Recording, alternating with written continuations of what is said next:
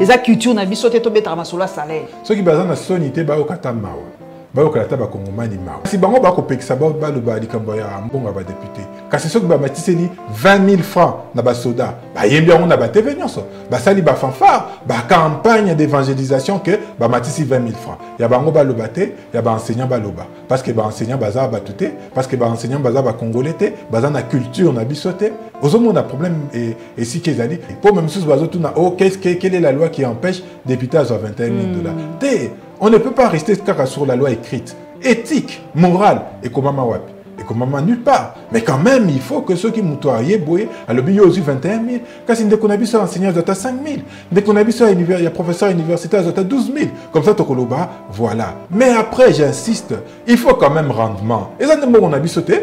Biso de toujours foot à bango. Il faut baper sa biso rendement. Ce qui est rendement est athée, alors il faut tomboka. Kasi maman na likambo, il faut tout ça lisande qu'on a biso Félix Tshisekedi pour y éviter mon sola zoaka. Moutoa au sala musala, mais y éviter combien il gagne. Ngana mitu na ki para famille na e ndenge nini. Les cas le plus emblématique est à Obabengi communément Massaro. Massaro à Kota Boloko pour quel problème? Et banité, abima pe pour quelle raison? Et banité kakate. Ozomona na mboka ya état de droit. Yango ndeba ko kambela biso mboka. Ce qui milice ça, ba kene ko démonter les milices, ba pesa ye, ba pesa Jobar Kabunda ndako afanda. Ba oto déloger Zoé Kabila na ndako moko. Si ba ko charge Marc Kabunda kunate. C'est ça le problème. État de droit et l'équité, les lois s'appliquent de manière équitable. Nabatou, nyonso. Ce qui va aller comme une manière sélective. Oh yazui, oh yazuité. Yo iba qui m'ont à 100 jours kasi bimanano. Ngana le barango et je le répète. J'ai honte ya kozala compatriote et ministre de la justice. J'ai terriblement honte. Ya le bia lukisi Willy Bakonga côté nyonso. Ce qui va monier bakangaye. Siko Willy Bakonga avant d'arriver à l'Assemblée, yé ministre à mon akaete pour qu'il ne kangaye. Donc pour dire que la justice et dans la rue. Sondage na yo to mona ki yango pe na ba na masolo na biso ya FD etaki moi le problème c'est qu'aujourd'hui bande ko na biso wana batie ba robot communiquant de telle manière que yo ce que bois qui sondage na yo yeba que ba robot nde ba ko votaka na ba nini wana et ko biaiser réalité ya vote na yo. Mais ba besoin d'immédiat quand ba bibino bozo ko kangama ndeka na likambo wana. Honoré Mvula ba bengana ki na Facebook pour terrorisme.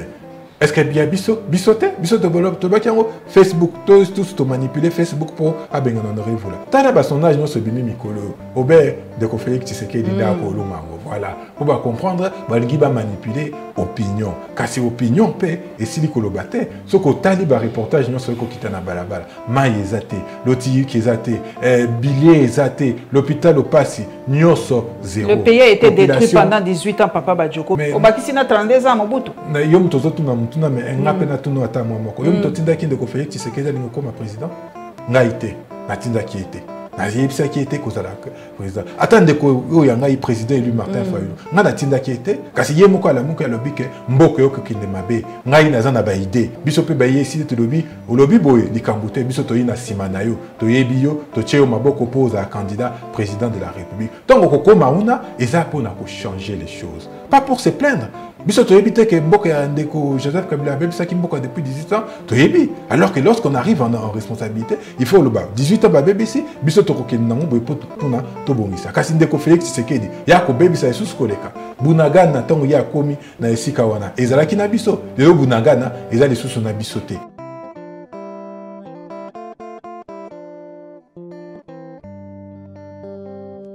Esengo mingi bandeko nazana esengo mingi ya kobanda poso yo elongo na bino kolo apesi biso lisusu pema na bomoi toza kokumisa ye tobandi donc émission na papa Yves Badjoko azali cadre na eside na ye tokosolola penza masolo ya mboka po masolo ezali ebele to gagner temps bino mo boyebi que télévision ezali gestion ya temps papa Badjoko ozana ni siko na eside po no yoki mo ba réforme salami kuna o komi siko nani na eside siko yo. Merci beaucoup pour l'invitation, c'est toujours un plaisir ya kozala awa na eu chance ya kokoma secrétaire national adjoint en charge de la jeunesse ba kambia parti ba pona kingai pona accompagner de konanga Serge Owelo to kumba jeunesse compte tenu ya multiples enjeux zo ya mikolo ba enjeux ezali mingi ozo kolobela likambo ya jeunesse mais bato balobi kuluna eleki mingi est-ce que bino na décidé ba jeune bazali kuna est-ce que bolobela kapenza makambo yeneti ya bakuluna ya ba jeune ya politique ndenge nini bo encadre kapenza ba jeune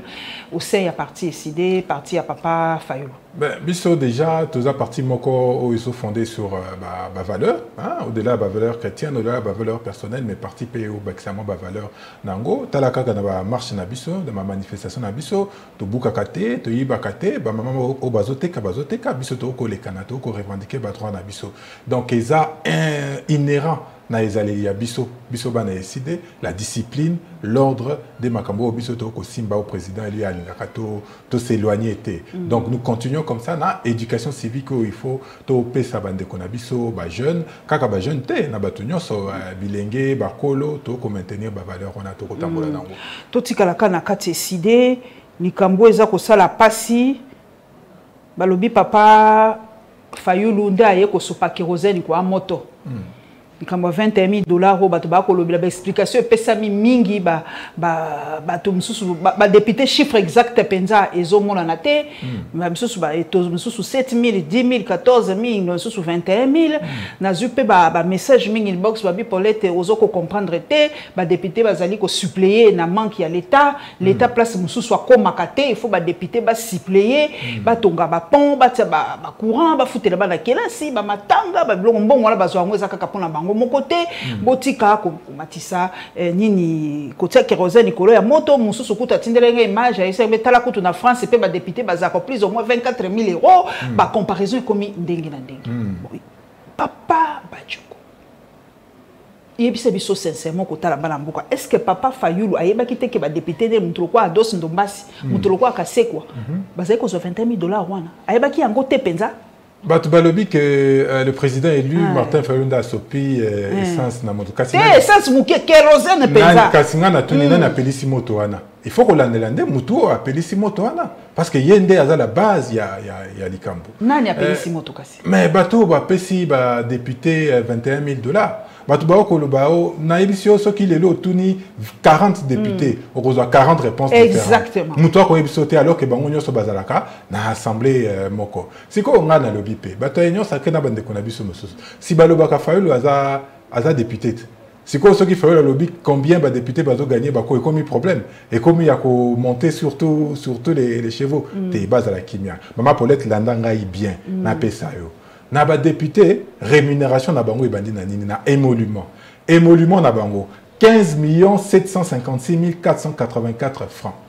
Wana émolument. Wana o bango nyoso bazo télémena o tozoka ba $7 000. Télémena wana. Kasi ceux qui boyete et ko continuer, bazana ba o ba pengi ba invisible. Invisible et kamba ezana deux parties. Primes diverses 14 600 810 francs congolais. Wana ya liboso. Et ceux qui wana te bazana réserve parlementaire 10 429 150 francs congolais. Tena tchango pena pauvre, millions, bayoka, et c'est la banque mato y passe. Participation à la commission, bazar entre 300 et $800.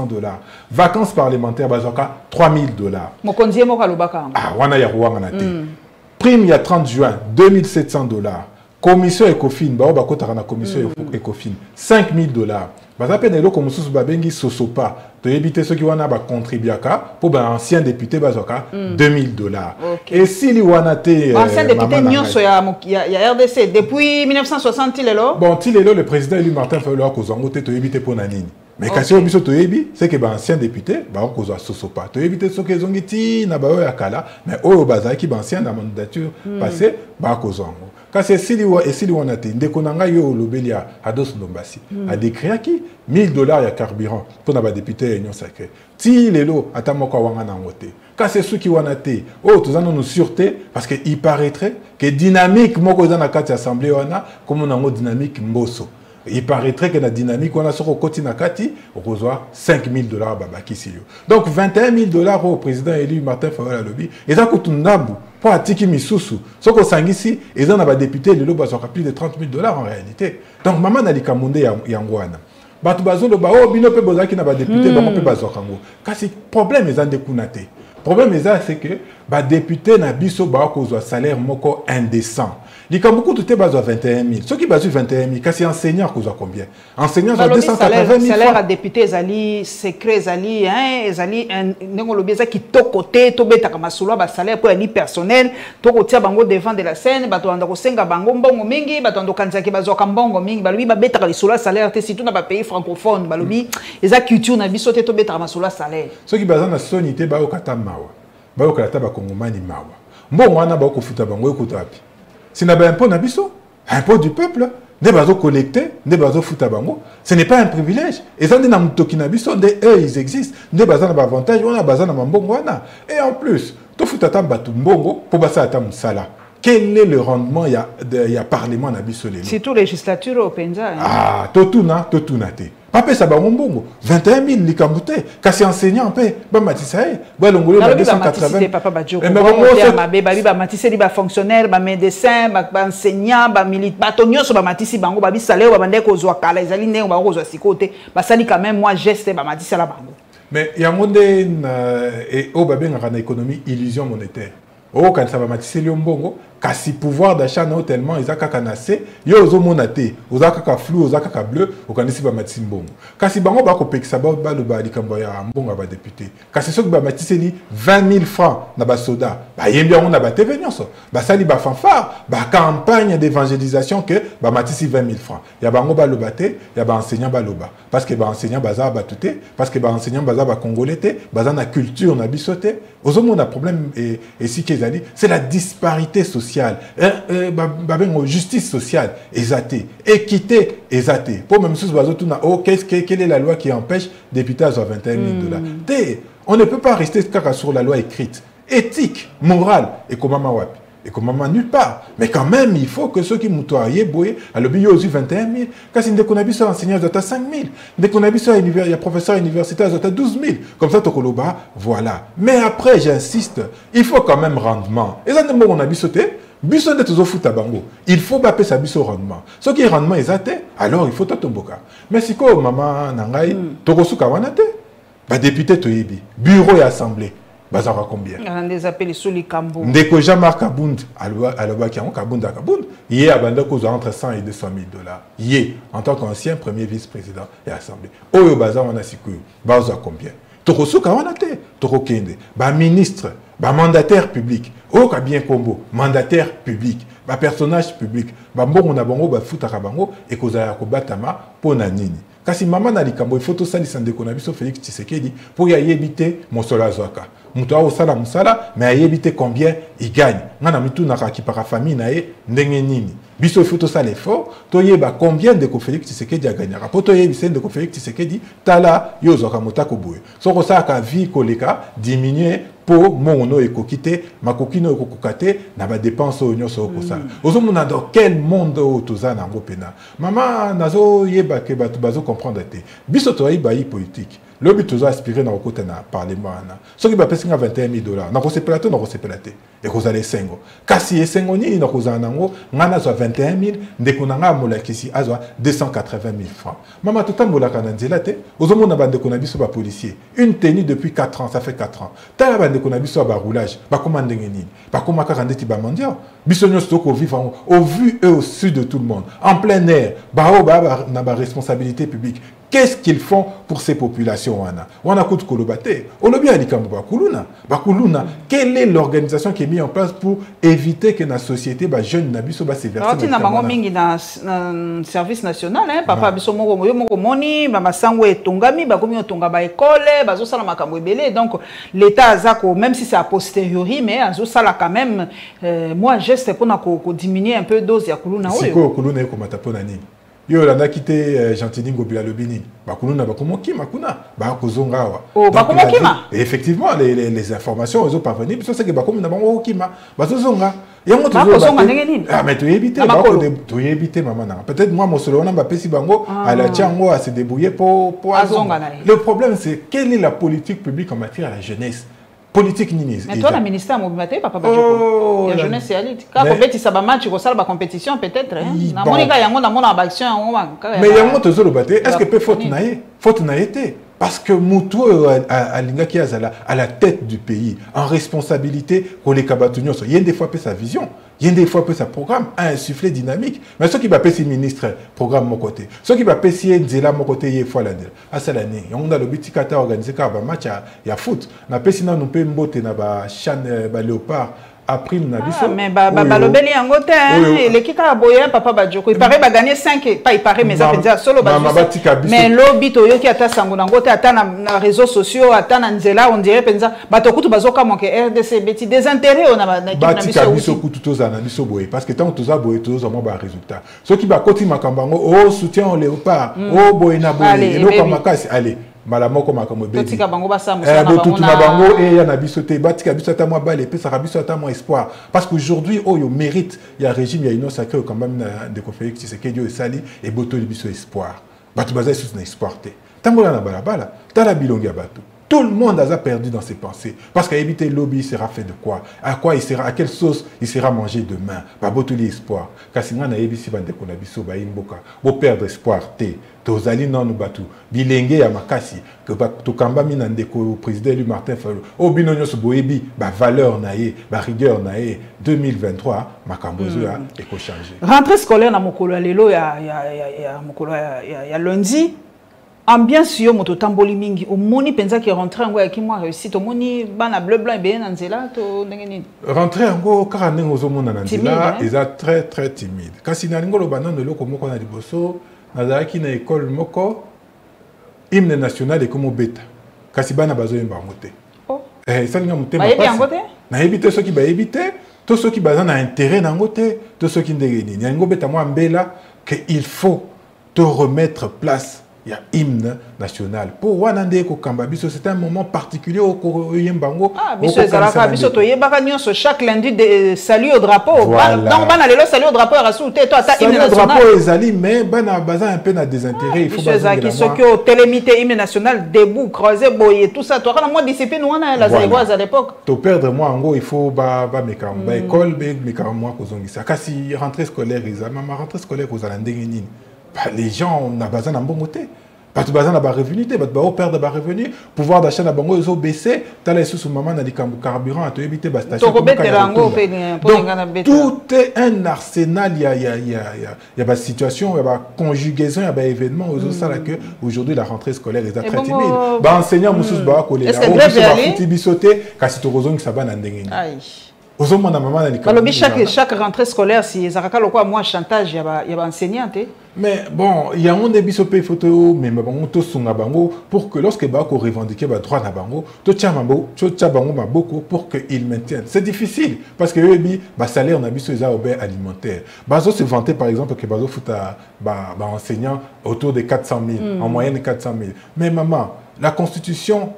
Il y a famille, c'est 2 parents et 4 enfants. Soit 400 000 wana, divisé en gros par 6, divisé en gros par 30. Au commun, il faut permettre que les lipa nati na tongo. Ti en gros paysan miliki. Si il faut pas qu'on ça midi bakolia nini, na poko bakolia nini. Donc il y a tellement de préoccupations. Oh et ça dit que lorsque bande konabiso ba banda ba mouvement de grève, ils sont à un moment butés na réalité à vie. Il faut balia. Il faut banabalia, il faut se déplacer, qui fait quoi? Que bazo sima. Il y a un débiso, il faut des tibaï politiques, tout accompagner à Bango pour que la revendication de Bango est aboutie. Tout ce qu'il y a domaine, il y a éducation, papa, résultat et bimi, il y a examen d'état, lobby, batuming, remarqué, lobby, point examen est belé. Toboy était au Pessiba, on a biso félicitations, mais lobby il y a trop de 70, de 80, de 60, c'est belé koleka. Éviter ceux qui banent, point où ça penser à solo, bon, qu'est-ce que vous voulez sur le choix multiple, donc ceux qui m'ont la coché n'a pas bien, qu'est-ce que ça bongo? On a été, Babylone qu'on se procédé dans et l'autre moko déterminant. Pour ça, moi détour moko kenazonga. Yo ebi l'histoire à palissade, si les lots, de éviter que ça don et ils ont la crédit et ils ont la canine. Ça va tout palissade. Quand il est là, Monique va matcher bande qu'on a vu sur la députée Mbongo. Tout ça procède de quelque chose. Parce que que sur le plan social, c'est le côté. Alors il faut se préparer à la contestation en prévision à l'élection. Pour Bango, je suis en Bango, soit glissement, soit tricher dans ma ponami. Et on va préparer moral à Batonioso. Sinon, on va diplômer, moi, il y a Bango, pour CP là, Babosana, Bamonake, dans le régime, Batoneti, Bamaï, les Bakisami Bango, et puis Baoro, ça va point ébélé. Je ne remets pas en question l'éducation, l'ensemble, il y a dans la classe, qui en a des brillants, mais système, il y a gestion, il y a beaucoup par rapport, il y a question, il y a l'examen d'État, ça laisse à désirer. Est-ce qu'il faut changer modèle, il y a ça l'examen d'État? Pour Batomosu, tu discutes quand même, Madame Paulette, ce système de choix multiples, ils allaient trop paresseux. Préférer tous dans un système traditionnel, il y a tout n'a pas question, moi, on a réfléchi. Est-ce que pour nous, bien, est-ce que choix multiple c'est mieux ou question traditionnelle? Yo mon idée ni papa Badjo. Maman nangai nazaki na chance ya rozala un assistant à l'université, assistant au professeur David Koutangi là on a Pessimbote. Problème et c'est répercussions à Makambo ya ba exeta et c'est fait à sentir na l'université. Mais moi nanyo ce examen de tes aboutissements mais les cursus et bandi bandakala. Dès qu'on a biso to que déjà sur le plan éducation nabiso système éducation est désarticulé. Avec pays enseignants démotivés et puis les programmes non mis à jour makambo ebele kasi bango baba kesi sous gratuité de l'enseignement oyo esika wapi tokozwa 100 élèves par classe on a ndeko Félix Tshisekedi dinde azo se vanter dans la Côte d'Ivoire qui a réussi à coacher tout 100 na classe pour bana wana bakoyeka na kotanga na kokoma. Est-ce que vous imaginez que muto azu 280 000 francs à kolandela mwana moko ti 100 élèves par classe pour baye bako compter kotanga bien té. Donc le système est défaillant, bandane et bandeli. Gratuité et sous Kobomango, les sous Makasi. On a si quoi, des décisions populistes au batu batu. To pesibino gratuité, batu ba foot à mineralité. Biso ba parents tout ça est né. To se pélité, to ko foot à mongoté. Mais le danger, c'est que ba ko former ba dans la bisoté. Et le problème pour la nation tout entière est danini, c'est que l'obi dango to ko zala illettré, ba ça n'a pas diplôme. Aux hommes on a danger. Vous même tout ce qui a évité, avant la diplôme tabi bon on a évité. Si la question de la société est orientée, yo négotangi mingité to orienté na ba filière boyepo o mekako aider encore na misère na mboka na biso to orienté bon na ba filière technique o mela mingité o yekoli mo ndambu o bandi ko sa musa pe mbala moko to pe ozo yekola ozo sala musala ozo zape mo misolo ozo aider famille. Donc tout ça procède à un projet de gouvernance, à un programme oyo mutu il faut un mema et Deko Félix président Deko Félix Tshisekedi malheureusement a prévoir qu'il y a un côté, mais biso dans le cadre il y a manifeste à Antilepo, il y a qui s'engage pour y qui congrès, doit intégrer déjà bilo quoi là surtout un projet de gouvernance na biso auto représenter Kalamingi. Donc voilà le problème est grave. Bah le bakaso ko lingo ko boma mboka. Ko ya na mindu kité boma ka enseignement. Donc au fait que c'est que j'ai comme enseignement pour le bimbo qui est wapi. Donc aussi c'est un dossier à éducation pour tout na social. Est-ce que système MLD, c'est ça, LMD. Est-ce que ça allait mieux que système? Pour tout ça qui 5 ans, 5 ans pour nous licencier, les alliés 3 ans. Est-ce que c'est plus pratique, assistant? Est-ce que c'est plus pratique pour nos étudiants, système MLD? Mais le problème, c'est que pour la nuit, tout ça, quel est l'avantage? Quel est l'avantage? Bango Bambi car système LD, kasi yo mtoza ki licence kala, torocha wapi. Au commis la maîtrise, aux accords à la licence correspondant à Oyalelo, Tondengeni. Or, yo aux bac plus 5. Aux hommes, maman, rien n'est préparé. Tozo copier, kaka obé, bi copier là. Biso tous un avantage quand même, ba camarade na biso monsieur Babima Mboka. Tant Babima Mboka, au Monaco, ils sont toujours au top. Dans la classe, ils sont toujours bien placés. Bah autant à terre, bah tiens mon cas dans ma condition bien, bah comme bien placé, bah autant à bien, bah cause bah point moko ya malamu na yatina. Le problème c'est que biso toujours copier nyonso. Nazo mon avantage mon côté la système au bon bah LMD na eloko ezaki kala. Il n'y a pas de il n'y a pas de différence. Il y a bon, pas de différence. Mais quand même, c'est 2 années de gagner, papa. 2 années de gagner. Pour nos parents, c'est aussi 2 années de moins. Il y a un Minerval. Il y a moins de problèmes. Pour biso plus parents, tous a démissionnaire. Parents ont sauté, mais quand même, tous a démissionnaire parce qu'on se contente. Il y a qu'au foot aller sous Minerval. Attends, que moi, on a un niveau, moi, moi, à boé. Mais ce qui est ici, au CPLI. Au dos CPLAT, pour moi, on a commis moto. Mais au dos CPLA parce que charge il y a qu'au foot à Minerval des. C'est ça le danger où il faut tout ça l'effort, où il faut tout temps d'apprendre. Le plus important, c'est l'éducation. Le plus important, c'est la formation. Bisoto ko de la système LMD. Kasi na bamboka mi pa souci ba le kango. Comme un système, oui, par exemple aux États-Unis, basé sur un système LMDT. Donc voilà, il faut que Bissomoko a la capacité à réfléchir par rapport à la réalité de Bisso. Comment est-ce qu'on fait, comment est-ce qu'on avance. Dans la série Moko, transformer l'Institut technique dans l'université. On a Kabila Moutasala qui a transformer toutes les instituts techniques en université. IPEN, UPEN. Donc, pour quel intérêt? Or, finalité, il y a institut. La finalité, il y a université. C'est totalement différent. Mais Bisso, donc nous ne faisons que copier sans comprendre vraiment essence Yamakambo, sans comprendre place Nini, Toko Kende. Papa Bajoko, likambo kabinga ngale lopona kuma musala na sali mo ba vidéo mike na l'équipe ba station nyoso, soit tes salate, soit plein. Mais qui biso papa ministre Boudimbu na pesi mbote mingi na lobi na papa leka na télévision le kaka yebisa bana mboka expliquer bana mboka likambo nini po ba yebisa biso rupture de stock ko zali susute et ba biso ba lobi bon polete yo po le kisi guerre Ukraine ko boma mokili mobimba sikoyo awa likambo nini se yo moto ali moto po ya bato ozui mo information moke likambo nini ko likasu na carburant rupture de stock ba so na problème na ba pétrolier ba futi nyongote to nini papa Bajoko les accords likambo na problème na ba pétrolier na on a ko le kanatuni ndeko na ngai moko na station ABC ngai que prix il faut émater finalité yango wana ndé prix il faut émater yango on est toujours au bas gouvernement il faut ça conséquent guerre en Ukraine tu es bien de loté tu es bien que guerre en Ukraine ça fait maintenant 6 mois.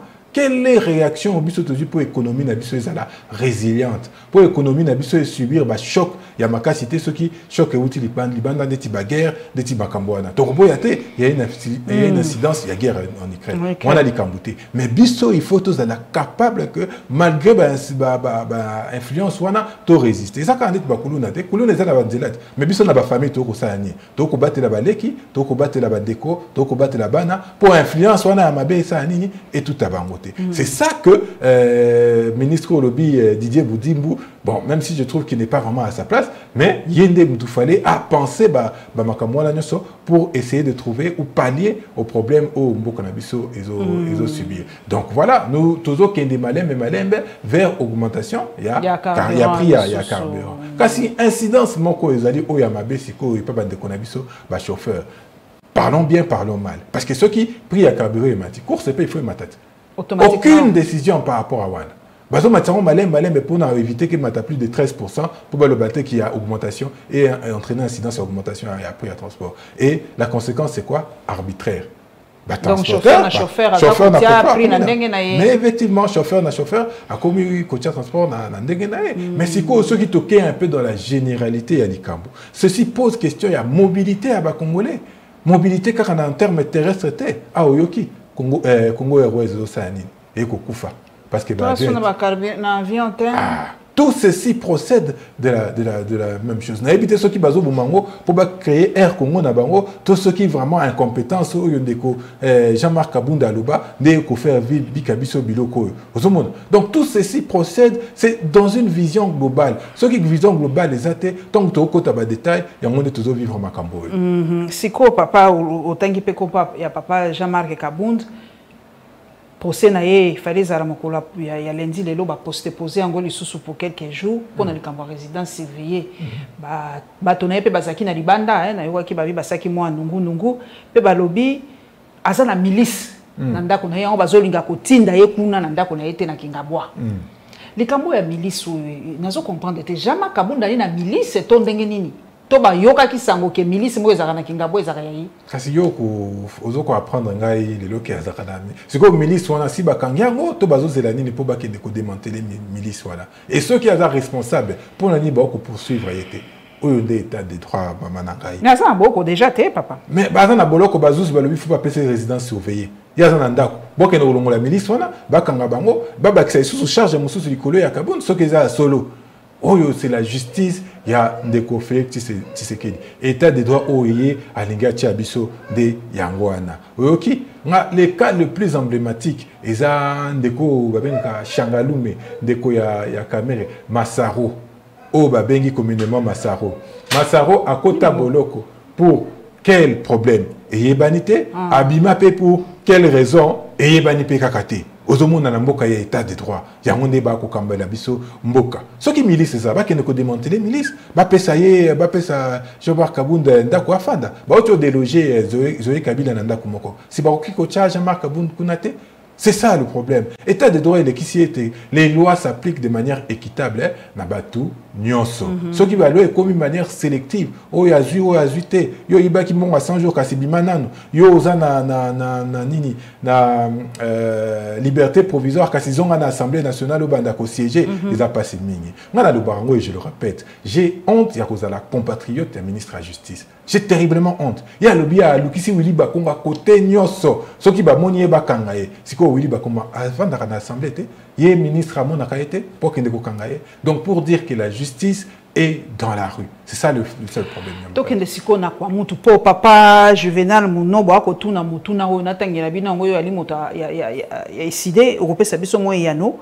Alobi monsieur Martin Fayulu, quelle est votre contribution en tant que ressortissant de cette contrée, le Bandundu en général, pour amener la paix à Kwamutu à part faire l'opposition?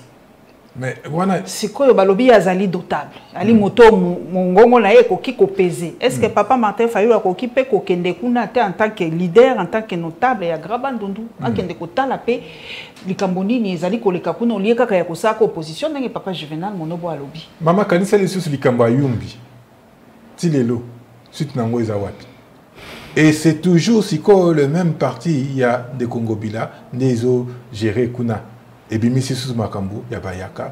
il faut qu'on se pose les bonnes questions. Le président Elia Kende si a benga ki batunyoso au calme, a bengi les responsables publics, il faut basa la musala na bango. Situation est que s'est détériorée. On doit s'imaginer que première délégation gouvernementale et kuna et yo qui parti moko parti mususo yo qui a moté et zongi et ça lui compte rendu et le bipé que tout ça la mission.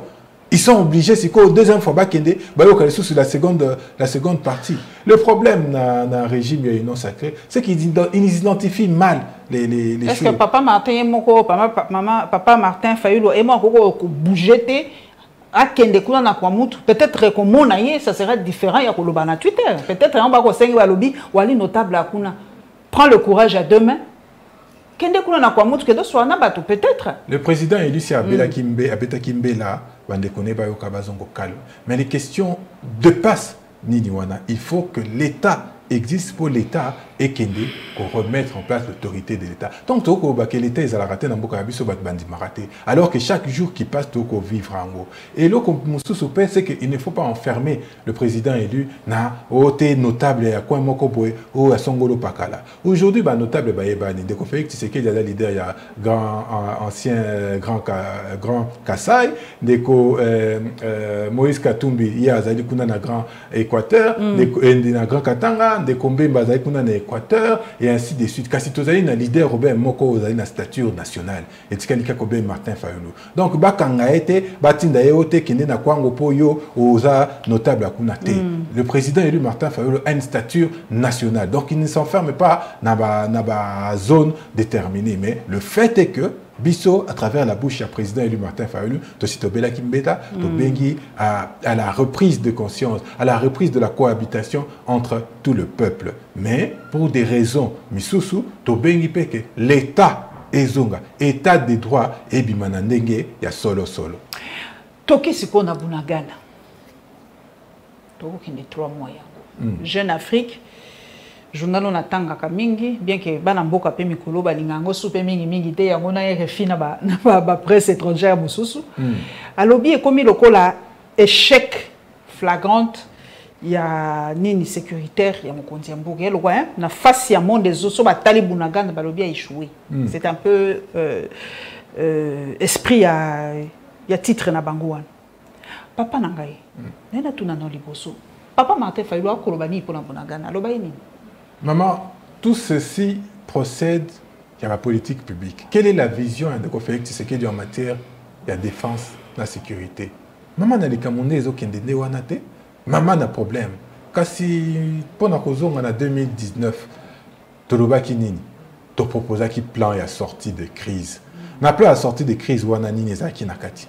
Il fallait réformer les services de sécurité. Est-ce que Bayoki Bisso te Bayobi Ozolo Kobe Moussala aux hommes n'a pas si nabango, c'est qu'ils ne comprennent pas bien les choses. Les autres obika makambwana. Président élu c'est ça qui proposition. Allo bati wapi. Si le coordonnateur n'a pas cadre la mouka, coordonnateur en exercice Adolphe Muzito, allo benini. Allo qu'il faut faire la guerre au Rwanda. To lobi yango, to bandeli yango, to magnoli yango na minoko nyoso, mais bazo kabisote. C'est ça la seule chose. Il faut qu'on impose le respect. Maman, la paix ne se négocie pas. La paix s'impose. Il faut qu'on impose. Et pour ça, il faut donner à l'armée nabiso les moyens nécessaires. D'abord, il faut penser une politique en matière de défense, dans la sécurité. Et ensuite, donner les moyens à Bandeko nabiso. Biso tolobi, tolobango tout le temps. Nous connaissons notre adversaire. Nous connaissons les bras armés. C'est le Rwanda. Tout ça la guerre contre le Rwanda. Kagame est notre frère et notre ami.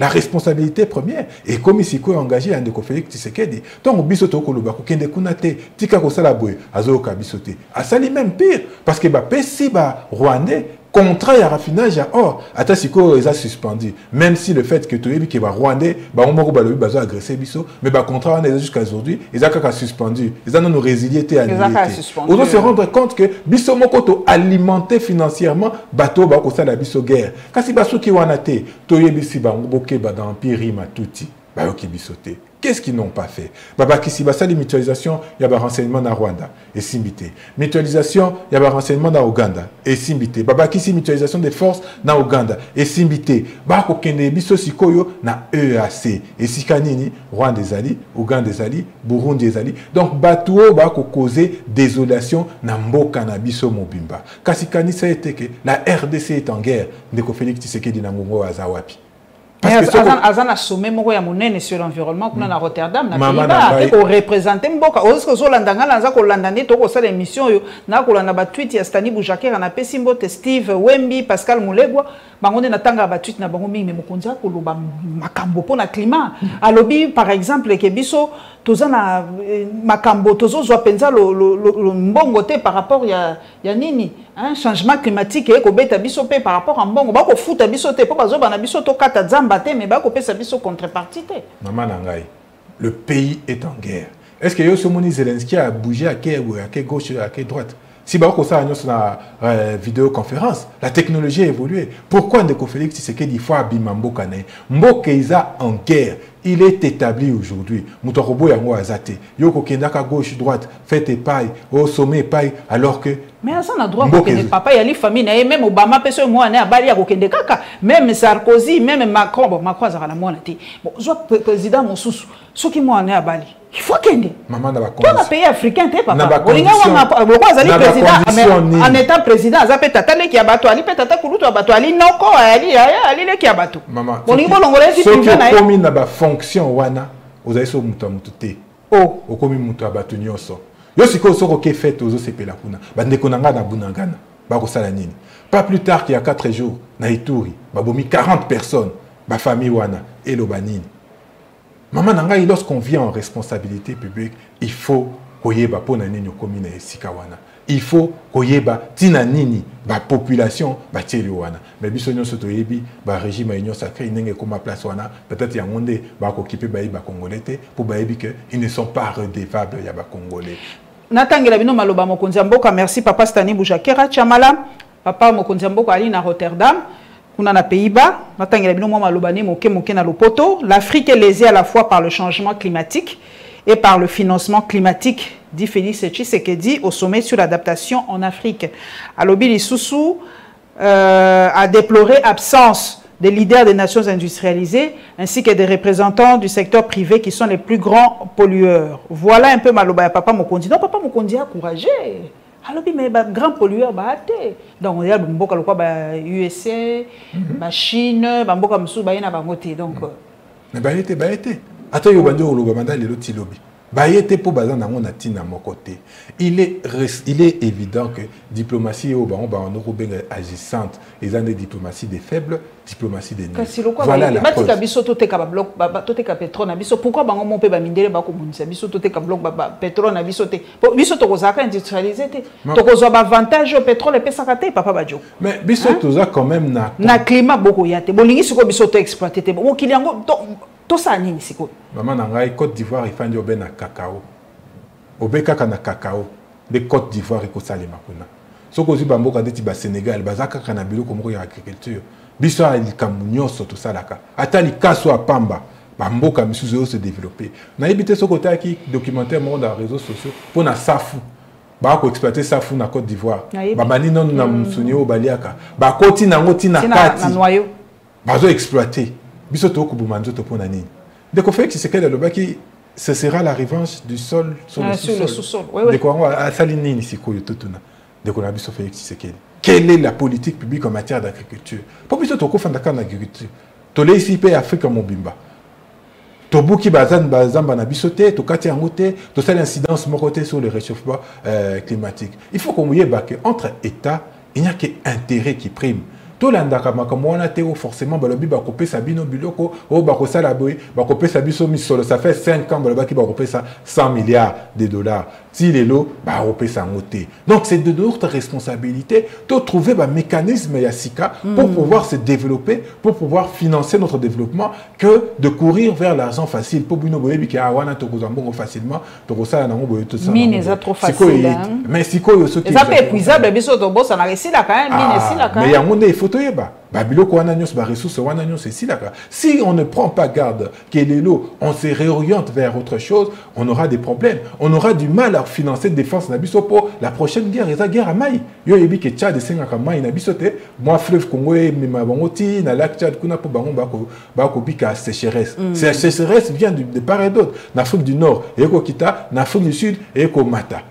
Et à côté nabiso. Donc il y a des enjeux importants pour lesquels nous avons la réponse. Nous n'avons pas besoin forcément à Rokende Koluka Bisola na Libanda, mais nous devrons faire preuve d'ingéniosité pour nous exploiter les ressources nabiso qui nous permettront d'avoir des revenus pour financer notre développement. Les comme élection et bien Kenya Cour suprême na bango tant ba kotisi ba benga oni ba recours ba koti ba recours et en tout cas presque gagné pour William Ruto, je crois, j'ai pas massacré son nom, quoi, comme appelle président, moi déjà que mon candidat Bissopé a félicité. Tous on a les Cameroun là ça qui il y a quelques jours comme un sondage, qui un sondage moko, c'est-à-dire maquiller les mingi dans les réseaux sociaux, na pesi combo ya bateau ba cause à probable candidat. Et ça là qui Félix Tshisekedi Mutazala qui en tête, après je crois Martin Fayulu na bateau mosusu. Na ko tuna moto ya Bwania. Sondage est le quoi miroir, il y a un boka, il y a quoi moi reflet, il y a un bana boka ba kukanisa. Papa Badjoko. Ce qui n'a pas dit sondage wana, to mata to kita, to de gauche, droite, à l'est, à l'ouest.